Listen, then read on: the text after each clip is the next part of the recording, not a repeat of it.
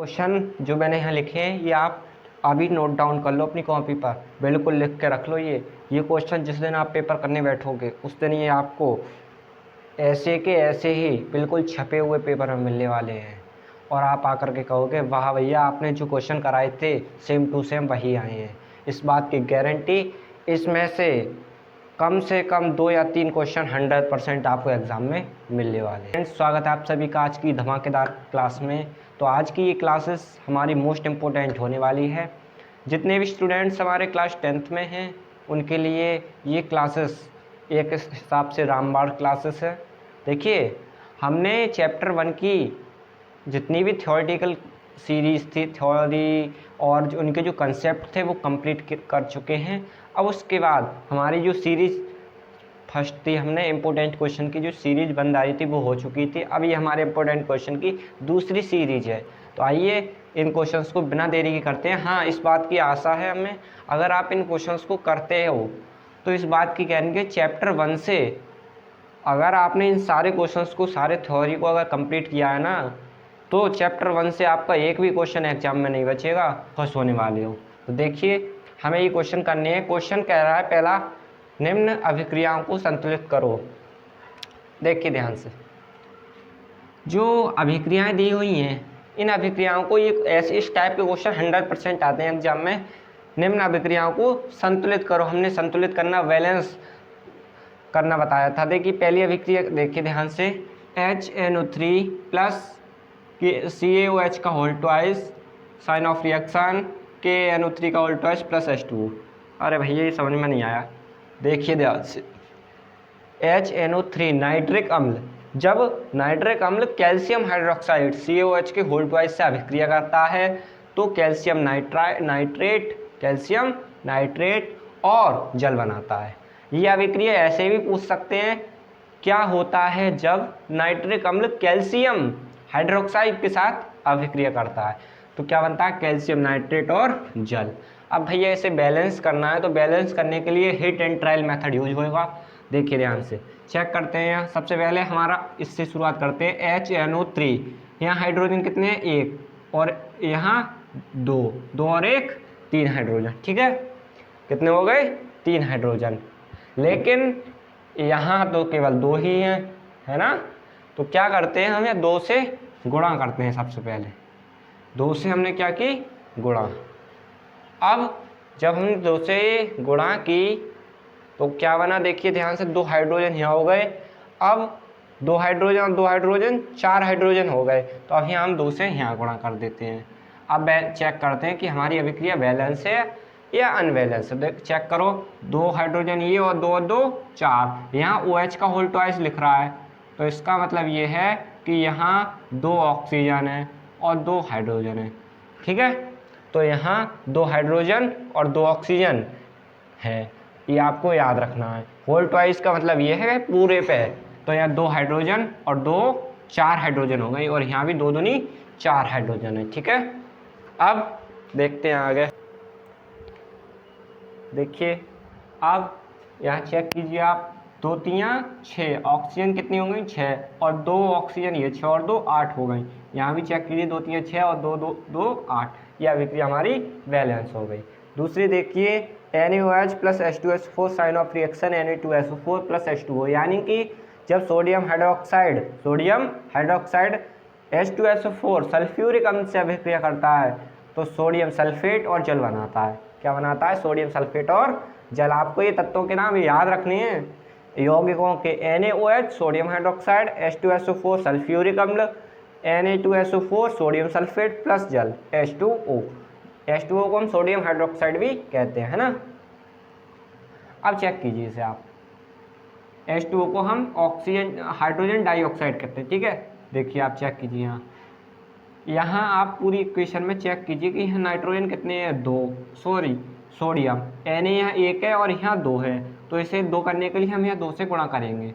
अब जब हमने 2 से गुणा की तो 2 सोडियम हो गए। ठीक है, अब चेक कीजिए आप, 2 ऑक्सीजन हो गए, यहाँ 2 ऑक्सीजन ये हो गए और 4 ऑक्सीजन ये हो गए, तो 3 ऑक्सीजन कितने हो गए, 4 और 2 6। अब चेक कीजिए, 4 ऑक्सीजन यहाँ है, यहाँ 1 है, तो यहाँ 2 से हम गुणा कर देते हैं। अब ये दो दो ऑक्सीजन यानी 6 हो गए टोटल। चेक कीजिए दोबारा, 2 ऑक्सीजन 2 और 4 6, ऐसे ही 4 ऑक्सीजन और 2 ऑक्सीजन, 6 ऑक्सीजन बराबर हो गए। सल्फर चेक कीजिए, सल्फर 1 है, सल्फर 1 है, ठीक है। हाइड्रोजन चेक करो, 2 हाइड्रोजन यहाँ है और 2 ही यहाँ, 4 और यहाँ भी 4 अभिक्रिया बैलेंस हो गई। अगला देखो, NaCl plus AgNO3, AgCl plus NaNO3, ये अभिक्रिया बैलेंस है, इसको अभी स्किप करते हैं, ठीक है। अब क्वेश्चन नंबर 2 कह रहा है निम्न को समीकरण के रूप में लिखो। जी अब हमें हिंदी में दिए गई हैं अभिक्रियाएं, इन्हें हम समीकरण के रूप में बदलना है। तो चेक करो, कैल्शियम हाइड्रोक्साइड, तो कैल्शियम हाइड्रोक्साइड का सूत्र क्या होता है, CaOH का whole twice plus carbon dioxide तो CO2, sign of reaction calcium carbonate बनेगा यानी CaCO3 प्लस जल बनेगा, जल का मतलब H2O। ये हो गई अभिक्रिया बैलेंस, आप खुद करना, ठीक है। अब ये जिंक को क्या लिखते हैं, Zn प्लस सिल्वर नाइट्रेट को AgNO3, ठीक है, plus sign of reaction zinc nitrate तो ZnNO3 प्लस सिल्वर यानी Ag। ओके, इस टाइप से यह अभिक्रिया संपूर्ण हुई। अगला देखो, एल्यूमिनियम को Al2 Ag2 आएगा, ठीक है, यहाँ Al2 plus copper chloride CuCl2, sign of reaction aluminium chloride यानी AlCl3, ठीक है। सॉरी यहाँ भाई हमने 3 नहीं, ये वैलेंस अभिक्रिया, ये अभिक्रिया हमारी वैलेंस है, ये वाली अभिक्रिया वैलेंस है, क्योंकि यहाँ ये हमने 3 लगा दिया था, लेकिन यहाँ AgCl ही आएगा, है ना। अब देखिए प्लस कॉपर Cu आएगा, बस हो गई रिएक्शन कंप्लीट। अब अगला देखिए, बेरियम क्लोराइड यानी BaCl2 प्लस पोटेशियम सल्फेट यानी K2SO4, sign of reaction barium sulphate यानी BaSO4 प्लस पोटेशियम क्लोराइड यानी KCl। इस टाइप से अभिक्रिया हमारी ये कंप्लीट होती है। इस बारी को आपको थोड़ा ध्यान से देखना है, ये इम्पोर्टेंट है हमारी।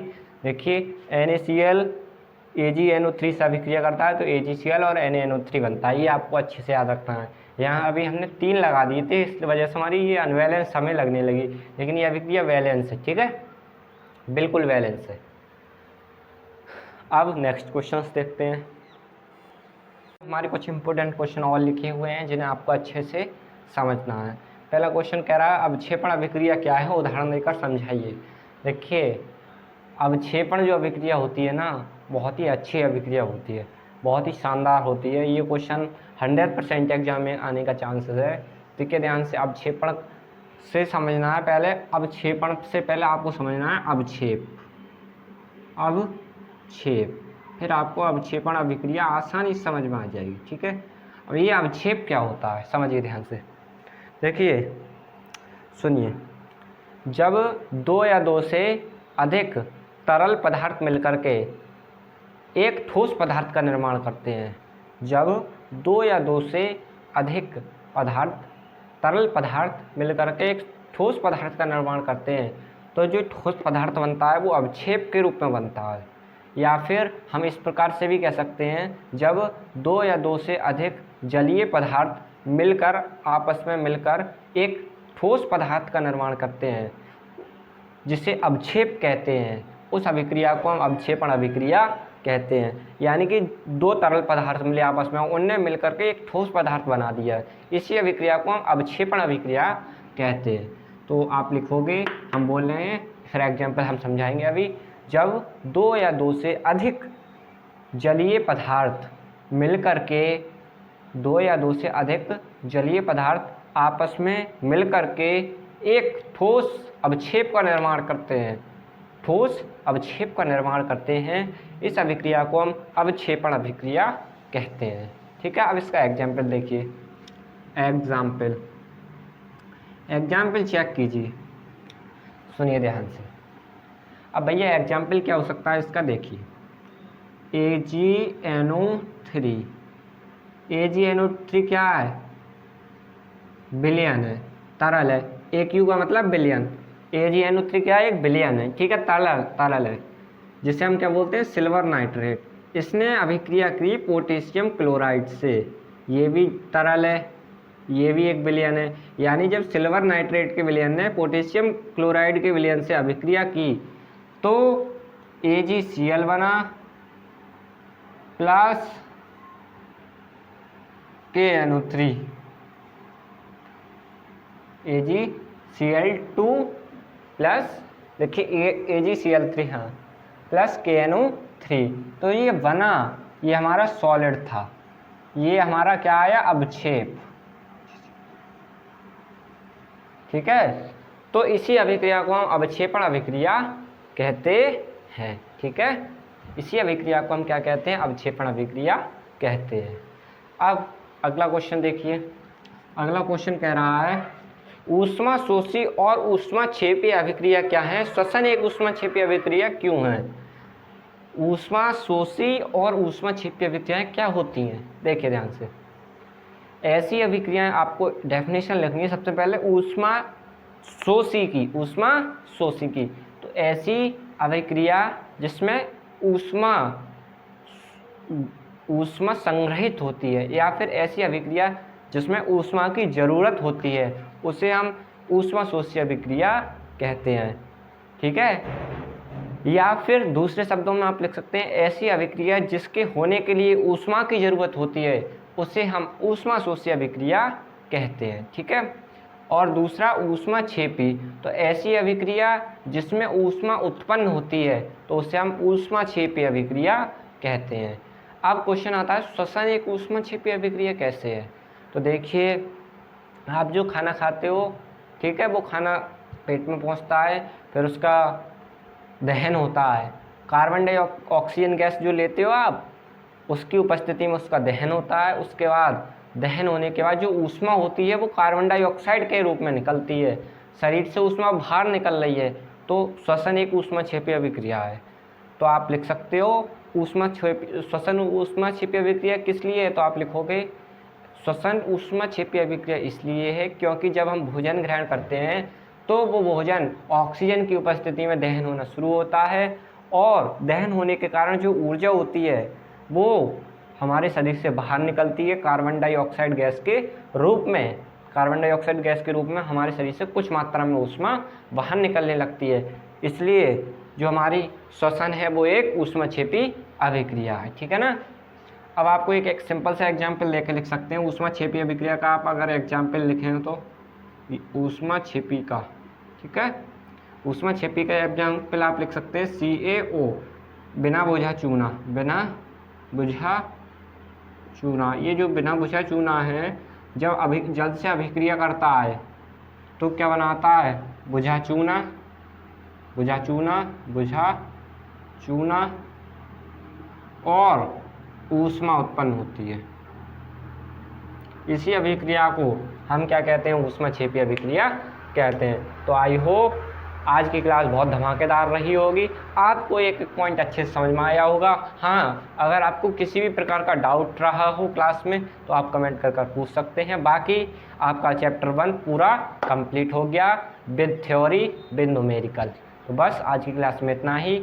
और हाँ, आपसे छोटी सी रिक्वेस्ट है, आप जो क्वेश्चंस दिए जा रहे हैं ये तो करें ही करें, बाकी आप थोड़े अपने, ये तो NCERT के थे, लेकिन आपको मॉडल पेपर, अनसॉल्व्ड, इनसे क्वेश्चंस की प्रैक्टिस करती रहनी है। ठीक है, पढ़ तो आपने सब कुछ लिया है बट आपको प्रैक्टिस करनी है। ठीक है, तो बस आज की क्लास में इतना ही। क्लास अच्छी लगी हो तो शेयर करें अपने फ्रेंड्स के साथ, और चैनल पर पहली बार हूँ तो चैनल को सब्सक्राइब